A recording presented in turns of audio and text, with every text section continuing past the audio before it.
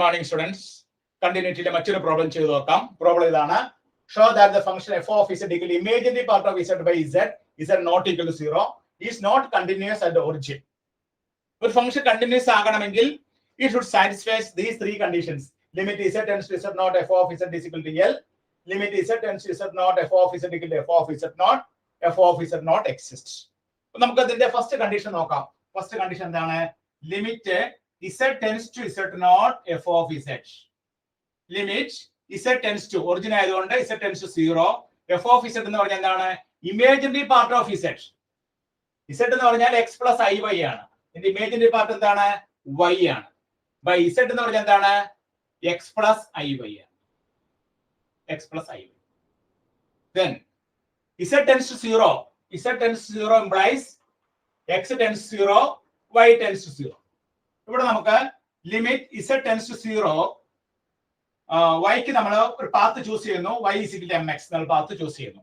അങ്ങനെ path choose ചെയ്യുമ്പോൾ mx by x plus i into mx. ഇനി ഇത് കോമൺ ആയിട്ടുള്ള x ക്യാൻസൽ ചെയ്യുമ്പോൾ നമുക്ക് എന്താ കിട്ടണേ? m by 1 plus i m കിട്ടും. കണ്ടോ? കോമൺ ആയിട്ടുള്ള x ക്യാൻസൽ ചെയ്തു. കോമൺ ആയിട്ടുള്ള x ക്യാൻസൽ ചെയ്യുമ്പോൾ ന്യൂമറേറ്ററിൽ m വരും, താഴെ 1 plus i m വരും. അപ്പോൾ ഇവിടെ m ന്റെ വാല്യൂ മാറുന്നതനുസരിച്ച് ലിമിറ്റ് മാറിക്കൊണ്ടിരിക്കും. അപ്പോൾ limit is therefore limit is not unique. അപ്പോൾ ലിമിറ്റ് യൂണിക് അല്ല എങ്കിൽ നമ്മൾ പറയുന്നത് എന്താണ്? Limit doesn't exist. Limit does not exist. ഈ ഒരു പ്രോബ്ലത്തിൽ ഈ ഫംഗ്ഷനിൽ ലിമിറ്റ് എക്സിസ്റ്റ് ചെയ്യുന്നില്ല. അപ്പോൾ ലിമിറ്റ് എക്സിസ്റ്റ് ചെയ്യുന്നില്ല എന്നുള്ള ഫസ്റ്റ് കണ്ടീഷൻ ആണ്.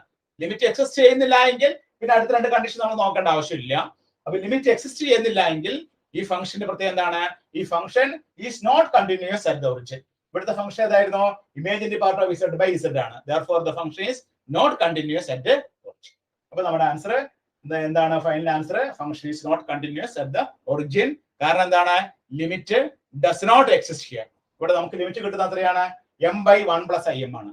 ഇപ്പൊ ഇതിന്റെ വാല്യൂ ഓരോ കേസിലും m ന്റെ വാല്യൂ മാറുന്നതനുസരിച്ച് വാല്യൂ മാറിക്കൊണ്ടിരിക്കും. ആ വാല്യൂ L എന്നുള്ള വാല്യൂ യൂണിക് അല്ല. therefore limit does not exist. therefore the function is not continuous at the origin. Okay.